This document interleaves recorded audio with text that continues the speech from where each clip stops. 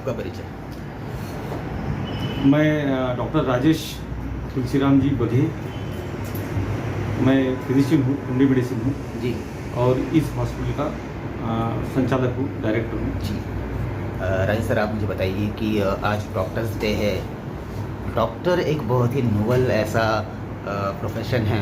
आपने जब डॉक्टर बनने की सोची, जब शुरुआत की, क्या मेहनतें, क्या दिक्कतें, किस लगन से आप यहाँ तक के पहुँचे, या डॉक्टर बनने तक की जो कहानी थी किस तरह की थी, क्या कहेंगे? सबसे इम्पोर्टेंट तो ये है कि डॉक्टर बनना एक स्पेशल कैटेगरी अचीवमेंट है और बाकी प्रोफेशन से ये बहुत अलग है। सबसे इम्पोर्टेंट है कि इंसान के जो बेसिक गतिविधियाँ है, लाइफ के मोमेंट्स है, वो हर चीज़ में डॉक्टर पेशेंट के और जनता के और लोगों के लाइफ के उस इवेंट में शामिल हो जाता है, और अच्छे बुरे दोनों भी, अच्छे भी बुरे भी। इसी माध्यम से आप एक इंसान के जीवन के हर गतिविधियों में शामिल हो जाते हैं और एक चैलेंजिंग सिचुएशन में आपको काम करना पड़ता है और एक एक्स्ट्रा ऑर्डिनरी करेज और डेडिकेशन लेके काम करना पड़ता। और शायद वो जो डेडिकेशन करेज बाकी लोगों को दिखे ना दिखे, डॉक्टरों को महसूस तो होता है। तो एक चैलेंजिंग करियर जिसमें खुद का एक सेटिस्फैक्शन भी होता है, एक पैशन होता है और एक जो अपनी जनता की सेवा करने का अपना मन में रहता है, वो पूरा करने के उद्देश्य से बचपन से ही अपने मन में था, मेरे मन में था कि मैंने डॉक्टर ही बनना चाहिए और इसी माध्यम से हमने लोगों की सेवा करना चाहिए, लोगों से जुड़ना चाहिए। तो यही विचार करके हम डॉक्टर बनने की कोशिश की, डॉक्टर बने और फॉर्चुनेटली हमें जनता का सेवा करने का मौका बहुत हाई लेवल पर आ गया। शुरू से ही हम आईसीयू ओरिएंटेड वर्क किए, सो दैट हमने क्या किया कि ज़्यादा से ज़्यादा सीरियस पेशेंट का इलाज शुरू से किया। जो चैलेंजिंग केसेस है वो ज़्यादा से ज़्यादा लिया। जहाँ जो पेशेंट को बाकी लोग कोई हाथ नहीं लगाने को तैयार, ऐसे लोगों का इलाज हमने किया। ये भी हमने देखा नहीं कि सामने वाला पेशेंट गरीब है कि अमीर है। गरीब भी है, पैसा खर्च नहीं कर सकता, नहीं दे सकता, वो इशू नहीं। यदि हम कर सकते हैं उसके लिए कुछ तो किए, चाहे उसमें हमें फ़ायदा न हो, नुकसान हो, इसका भी विचार न करते हमने कई बार पेशेंट का इलाज किए। तो ये एक पैशन के साथ हम ये काम कर रहे हैं। तो ये शुरू से पैशन था, अभी भी है जी। सर, बात की जाए तो आप लगभग कितने वर्षों से अपनी सेवाएं प्रदान कर रहे हैं? हाँ, एमडी होने के बाद मुझे पूरे 21 साल हो गए जो मैं अभी प्रैक्टिस में हूँ। और शुरू से ही हम सिर्फ आईसीयू ओरिएंटेड ही काम किए और एमडी के पहले भी, उसके 15 साल पहले जब एजुकेशन प्लस कॉलेज का टाइम, वो भी इसी काम में गया। तो टोटल मिला के 35 ईयर्स इस काम में। 35 साल आपने ज़िंदगी के एक फील्ड को दिए, लोगों की बहुत सारी सेवाएं की, बहुत सारे बीमारों को ठीक किया। आपने जैसे बताया कि आपका हॉस्पिटल आईसीयू ओरिएंटेड होने की वजह से बहुत क्रिटिकल केसेस आपने देखे हैं। ऐसा एक आध कोई इंसिडेंस जो बिल्कुल अनएक्सपेक्टेड रहा हो आपके लिए, क्या कहेंगे? हाँ, तो ऐसा है कि ऐसे तो बहुत है, लेकिन मैं आपको बताना चाहता कि समझो आईसीयू ओरिएंटेड हॉस्पिटल बोले तो अपने को सभी मशीनरीज, स्टाफ हमें हमेशा रेडी रखना पड़ता। हमारे पास पेशेंट आए या ना आए, अपनी जो सिस्टम है उसको रेडी रखना पड़ता। तो ऐसा एक इंसिडेंट आपको बताता हूँ कि एक 40-45 साल का आदमी आया, उसके साथ एक सिर्फ 6-7 साल का बच्चा था। उसको कुछ भी नहीं समझ रहा था कि क्या है। वो अपने पिताजी को लेके आया। वो पेशेंट ने कुछ खाया और बाद में बाइक पर बैठ के वो हॉस्पिटल आ रहे थे, तो उसके गले में वो अटक गया और चोकिंग हो गया उसको। तो तुरंत उसने गाड़ी पार्क किया, कैसे तो भी हॉस्पिटल के दरवाजे पर आके कोलैप्स हो गया। वो पेशेंट खुद का नाम भी नहीं बता पा रहा था, वेरी क्रिटिकल। हम बच्चे कुछ भी नहीं समझता। वो पेशेंट का कोई नहीं, उसका कोई आईडी नहीं, कुछ नहीं, उसको हमने एडमिट कर लिया। उसके पास पैसे, जेब में तो पैसे सवाल नहीं, कोई अटेंडेंट था ही नहीं। हमने एक बाईपासर सोशल वर्कर को पकड़ा, उसको एक एविडेंस बनाया और हमने उसका इलाज किया। यहाँ ना कोई बताने वाला था, ना कोई पैसे भरने वाला था, ना कोई रिस्क लेने वाला था, लेकिन हमने लिया एक सोशल वर्कर की मदद से, मतलब इसको लेते। उसको 7 दिन वेंटिलेटर पर रखा। फिर 7 दिन के बाद 8वें दिन वो होश में आया और फिर वो पेशेंट अच्छा हुआ। तब तक बच्चा वही बैठा रहा, उसको घर का पता भी नहीं समझ रहा था। उसका पूरा इलाज होने के बाद जब अच्छा हुआ तो उसकी तो जान बच गई, उसका तो परिवार बच गया, लेकिन हमें जो सेटिस्फैक्शन मिला उसका वर्णन भी नहीं कर सकते। तो एक उदाहरण है। तो ऐसे कई बार चैलेंजिंग सिचुएशन में हमने काम किया। बिल्कुल, अगर हम वीनस हॉस्पिटल की बात करें तो वीनस हॉस्पिटल में क्या फैसिलिटीज़ के द्वारा ये हॉस्पिटल बना हुआ है, क्या कहेंगे? ये हॉस्पिटल 100 बेडेड हॉस्पिटल है और उसमें 20 बेड्स हमने आईसीयू डेडिकेटेड आईसीयू है और बाकी 20 बेड्स सेमी आईसीयू है। ऐसे टोटल 40 बेड्स आईसीयू ओरिएंटेड के लिए रखा है और इसमें हाईटेक मशीन से लगभग 15 वेंटिलेटर्स है और एसोसिएटेड मशीनरीज भी एकदम हाई एंड की है। ये मशीन्स और ये इसको ऑपरेट करने वाला स्टाफ भी एकदम हाईली ट्रेंड स्टाफ है। ये सब अलग अलग बीमारियों की इलाज के लिए काम में आते हैं और जैसे कि पैरालिसिस हो गया, हार्ट अटैक हो गया, एक्सीडेंट्स, बड़े बड़े ऑपरेशंस और बाकी सब कठिन बीमारियों के लिए ये सब काम में आता है। इसके पहले डेंगू फीवर के पेशेंट, स्वाइन फ्लू के पेशेंट, इन सब पेशेंट्स में ये सब मशीनरीज का फायदा हुआ। और अभी आप देख रहे हैं कि अभी कोरोना के पैंडेमिक में ये सेटअप और ये मशीन्स और ये स्टाफ और ये इस्टेब्लिशमेंट इसका मैक्सिमम फ़ायदा इस कोरोना के काल में पेशेंट को हुआ है। और पिछले 1.5 साल में, सवा साल में कितने सारे कोरोना के पेशेंट, लगभग 1000 के ऊपर पेशेंट यहाँ एडमिट होते चले गए। जी, आज डॉक्टर डे है। डॉक्टर डे के इस अवसर पर जो लोग डॉक्टर बनना चाहते हैं, डॉक्टर बनने की कोशिश कर रहे हैं और जो भी ये चैनल देख रहे हैं, उनको क्या संदेश आप देना चाहेंगे चैनल के माध्यम से? मैं तो ये संदेश देना चाहूँगा कि न्यू जनरेशन के लिए जो डॉक्टर बनने की इच्छा रखते हैं, एक पैशन है और एक डेडिकेटेड प्रोफेशन है और मुझे लगता है कि बाकी प्रोफेशन से भी ये इसलिए दूर है कि अलग है कि आप पैसा कमाओगे या नहीं कमाओगे, इसकी इसमें कोई गारंटी नहीं, लेकिन इतना है कि आपने जो अच्छा काम किया, ये the secret of success is care. If you care for your patients तो आपको इस प्रोफेशन में हर चीज़ मिलेगी, मान सम्मान मिलेगा, पैसा तो अपने आप मिलेगा, कोई टेंशन नहीं। तो इस प्रोफेशन में आना है तो एक पैशन और एक रियल डेडिकेटेड इच्छा होंगी तो ही आना।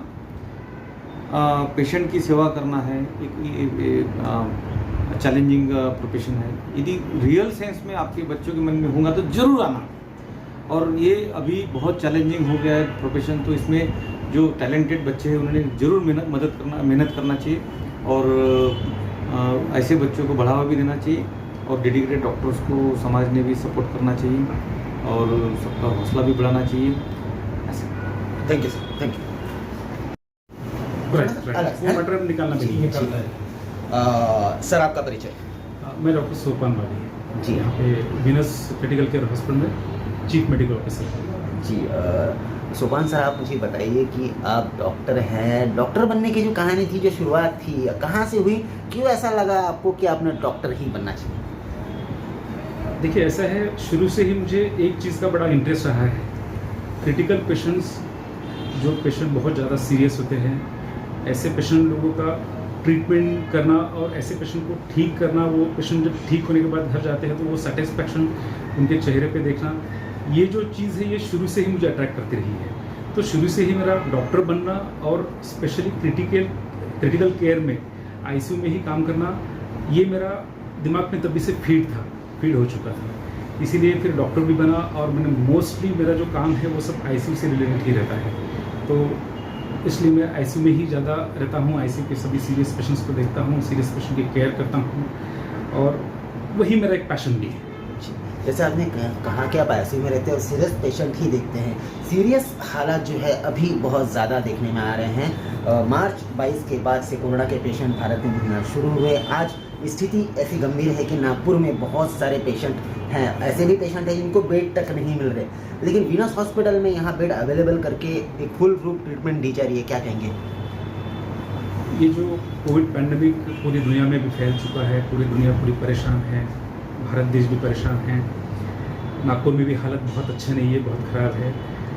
तो हमने एक डेडिकेटेड कोविड हॉस्पिटल हमारा हो चुका है, वीनस क्रिटिकल केयर हॉस्पिटल, और यहाँ पे हमारे आईसीयू में बहुत ही सीरियस पेशेंट्स हम लेते हैं और ऐसे बहुत सारे पेशेंट हम एडमिट करते हैं जिन्हें बहुत सारी जगह से रिजेक्ट भी किया जाता है या फिर उनको बेड नहीं अवेलेबल होने के कारण वापस किया जाता है। लेकिन जहाँ पे भी पॉसिबल है हम ऐसे पेशेंट को एक्सेप्ट करते हैं, एडमिट करते हैं, पूरी केयर करते हैं, पूरी सेवा देते हैं और 24 घंटे राउंड द क्लॉक पूरी लगन के साथ पूरा ट्रीटमेंट देके ऐसे पेशेंट, बहुत सारे पेशेंट ठीक भी हो रहे हैं और ठीक होके घर जा रहे हैं। उसके बाद फिर जो उनके फीडबैक्स आते हैं, जो रिएक्शंस आती है ठीक होने के बाद, वो देख के हमारा हौसला बहुत ज़्यादा बढ़ता है, हमारा कॉन्फिडेंस और डबल ट्रिपल 4 टाइम्स 100 टाइम्स हो जाता है। और ऐसे ही पेशेंट जब ठीक होके ये जब फीडबैक हमें देते हैं, वही हमारा स्ट्रेंथ है, वही हमारी एनर्जी है और उसी एनर्जी के साथ हम फिर से नए पेशेंट के पीछे लगते हैं, उनको ठीक करने के लिए, उन्हें ठीक करके घर भेजने के लिए। कोरोना की इस महामारी के दौरान ऐसा देखने में आया है, डॉक्टर फैटर्निटी, पूरी डॉक्टर टीम बहुत ही जद्दोजहद से पेशेंट की जान बचाने के पीछे लगी होती है, लेकिन कुछ इंसिडेंट्स ऐसे हो जाते हैं फुल प्रूफ तरीके से नहीं हो पाता, कुछ छोटे मोटे हालतों की वजह से पेशेंट एक्सपायर हो जाते हैं। ऐसे में देखा गया है अलग अलग हॉस्पिटलों में परिजनों द्वारा झगड़े किए जाते हैं, अलग अलग रूमर्स किए जाते हैं। कोरोना के इस पैंडेमिक में हालात बहुत बिगड़ते हुए नजर आ रहे हैं। एज ए डॉक्टर आप जनता को क्या संदेश देंगे इसमें? देखिए, ये तो पूरे दुनिया में बहुत सारी जगह पे और बहुत सारी जगह पे ये सब इंसिडेंसेस हो चुके हैं, जहाँ पे किसी बहुत सीरियस कोविड पेशेंट की अगर डेथ हो जाती है तो जो परिजन है, रिलेटिव्स है, वो वहाँ पे बहुत ज़्यादा हंगामा करते हैं, प्रॉब्लम तैयार करते हैं। और ये एक जगह पे नहीं, ये इंडिया में भी है, पूरे दुनिया में सभी जगह पे, बहुत सारी जगह पे ये सब इश्यूज हो चुके हैं। लेकिन मुझे लगता है कि जनता ने ही इस बात को समझना चाहिए, जनता ने ही इनिशिएटिव लेना चाहिए कि डॉक्टर्स अपने सभी पूरे कोशिश कर रहे हैं, पूरे एफर्ट्स कर रहे हैं। कोविड ये बहुत ही एक खतरनाक बीमारी है।